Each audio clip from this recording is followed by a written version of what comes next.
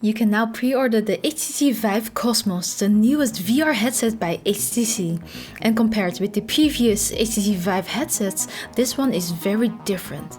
But you might want to know what the VIVE COSMOS is about and if it's better than other headsets like the VIVE PRO. There are still some questions left unanswered after a somewhat curious marketing strategy, but we'll talk about this. So in this video I'll explain what happened, I will sum up all that you need to know before buying this headset, and we will also let you know our thoughts on the headset. This video is also divided into sections, timestamps are below in the description. And if you are a VR enthusiast like us and like these type of videos, then please consider subscribing if you haven't yet to never miss anything. And now, let's jump in. Let me start by saying that I haven't tried the HTC VIVE COSMOS yet, so everything in this video is based on the information provided online and our experience with VR in general over these past years. We will be getting the VIVE COSMOS for the channel to review, so stay tuned for that. Since last week, you can pre-order the VIVE COSMOS for $699 US, 699 pounds, and in Europe, 799 euros. The box will include the VIVE COSMOS headset, 2 VIVE COSMOS controllers, and the necessary cables and power adapters. It will also include a 12-month trial subscription for VivePort Infinity. This is only if you pre-order before October 2nd. If you order after this date, you will get a 6-month trial. VivePort Infinity is worth $99 US for an annual subscription. You can pre-order the Cosmos from the HTC Vive website. I will put the link in the description, and then it will start shipping on October 3rd. Let's move on to its specs. The VIVE COSMOS is different from the previous HTC Vive headsets, which I'll explain in a bit. What's not different is that the Cosmos is still a PC VR headset. It still has a cable and is not standalone, so you still need a VR-ready desktop PC and laptop to play VR games with the Cosmos. But the first biggest change is its tracking system. Instead of using external tracking systems, it now uses inside-out tracking with camera sensors on the headset. The Cosmos has 6 cameras, 2 in the front, 1 on top, 1 at the bottom and 1 on each side. In comparison, the Rift S has 5 cameras. Inside-out tracking means that you don't need any external sensors to get 360 degrees tracking, so usually this means an easier initial setup and more of a plug-and-play experience. Inside-out tracking systems have proven to be good enough, but tracking loss is more likely to happen than with external tracking systems. So I think we can assume the VIVE COSMOS will have good tracking out of the box as well. I think this type of tracking is the most beneficial for people who need to move around a lot, like travelers or developers, but the people who only use VR in one room will most likely have a permanent external tracking setup. That setup could take some time getting right the first time, but afterward you won't have to change it, and then the headset becomes a similar plug-and-play experience. Some people prefer the external tracking setup because tracking occlusion is less likely to happen.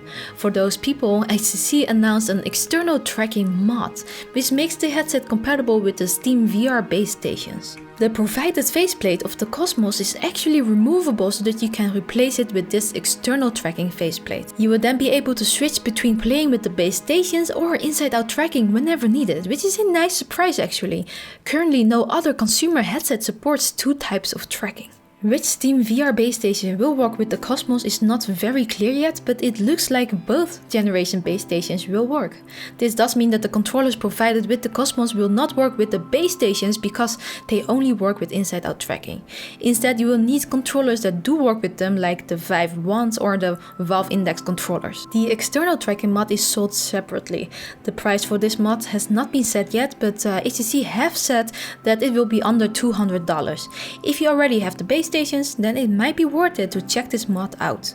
Since we're talking about its look already, let's move on to design and comfort. The VIVE COSMOS now has a halo strap, much like what the Rift S and PSVR have.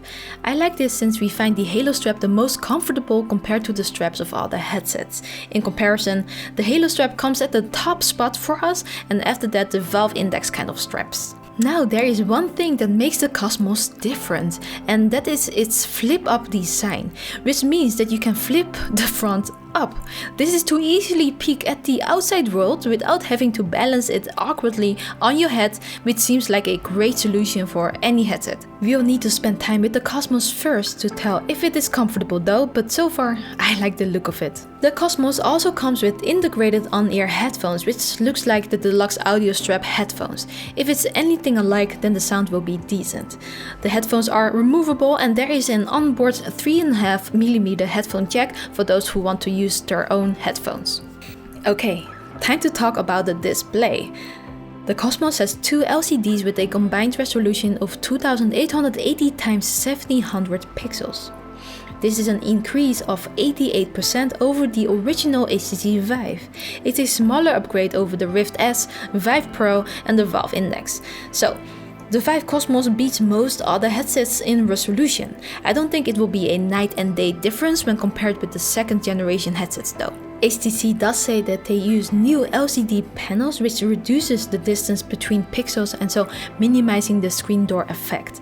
But LCDs have grayer blacks compared to OLED, which is what the VIVE Pro had. However, if it's anything like the Rift S, which has LCDs as well, then it won't matter that much unless you are used to playing dark games.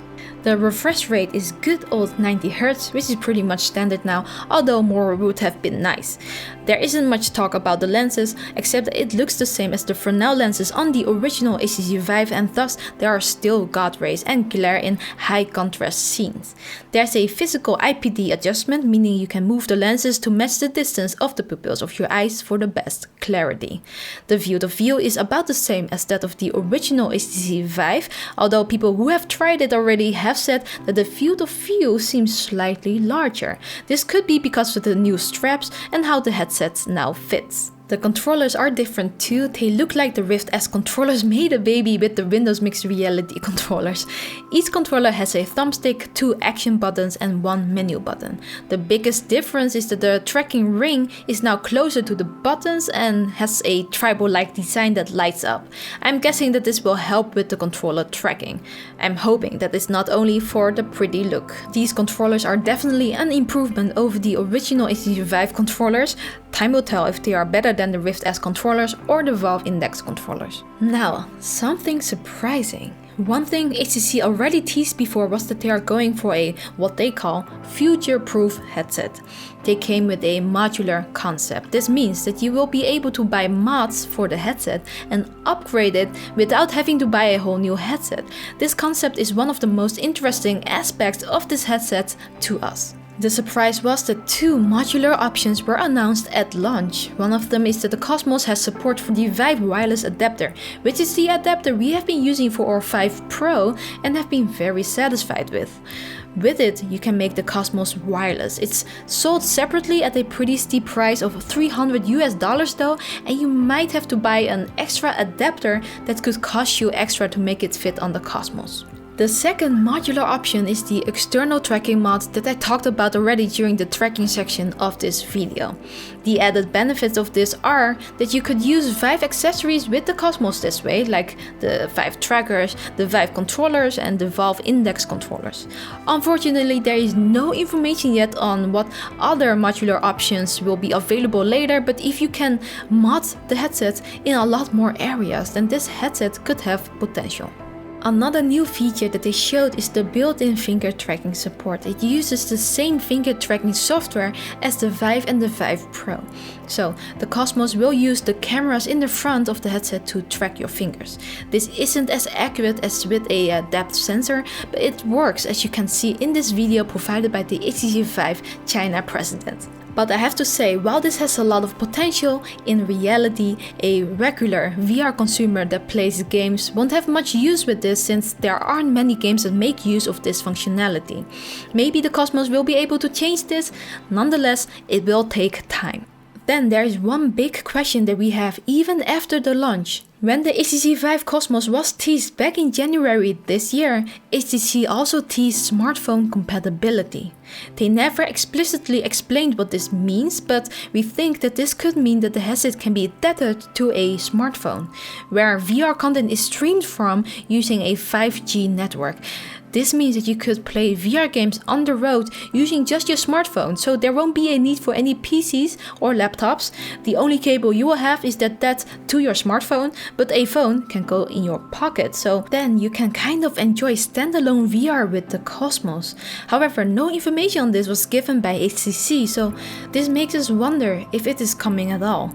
But time will tell. So, another new headset this year. It certainly has been a great year for VR. But what are our recommendations right now for the HTC VIVE COSMOS? Again, we have not tried the VIVE COSMOS yet, so this is just based on our experience with VR headsets over the past years. A final recommendation will come in a later video once we have the headset. So the Cosmos sits between the Valve Index and the Oculus Rift S in price. The Cosmos is definitely an upgrade over the original Gen 1 headsets. However, it might not be worth the upgrade over the Oculus Rift S for double the price.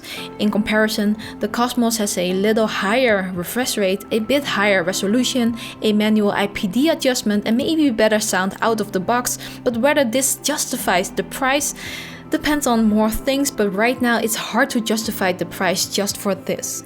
Whereas the Valve Index is $300 more expensive than the Cosmos, but the Index offers a more significant upgrade in most areas, refresh rate up to 144 Hz for example, wider field of view, and great sound. And if you already own the Steam VR base stations, you will only need to get the Valve Index and controllers, which will put the price much closer to the Cosmos at $749 US. One thing worth mentioning in favor for the Cosmos is the free trial of VivePort Infinity that you will get with it. VivePort Infinity is a subscription-based service by HTC, think Netflix for VR games. So with it, you will be able to try out over 700 VR titles unlimitedly until your subscription ends, and more games are added over time. If you pre-order the Cosmos now, you will get a 12-month free trial, and if you order after October 3rd, then you will get a 6-month trial. Infinity is great for anyone new in the VR world and wants to explore as many games as possible. While not all titles are available on Infinity, it still could save you a lot of money. If you're interested in what kind of games are available in Infinity, check out her website or check out the video I made about our favorite titles. You can find the link in the description. Of course, we will need to try out the Cosmos first to give a definite recommendation, but whether the VIVE COSMOS will be worth it will hugely depend on what you need and what your setup is like. I also think it will depend on how modular the VIVE COSMOS will become. If it really is a future-proof headset, then it might be worth the investment. However, there is a lot to consider. Because of this, I will not recommend pre-ordering the VIVE COSMOS straight away. I suggest waiting until there are more reviews on the headset and more comparisons are made. If you already own a VR headset and are looking to upgrade, then it might also be worth it to wait longer until there is more news on the modular options and maybe even phone integration before you decide on a headset. We are getting the VIVE COSMOS ourselves for this channel. We will then post more info on the headset and we will also do a final review in case you are wondering if we are doing that. Let us know in the comments down below if you have any questions about the VIVE COSMOS that you would like us to try out. We will test it out for you once we have the headset, and let us know if you are going to buy the headset or not and why. A special thanks goes to Artarmin, our right-hand patron, and a special shout out goes to his Patreon page. Everyone, thank you so much for watching and see you in the next VR video. VR on! If you have any questions about the VIVE COSMOS which you would like us to... Blah. If you blop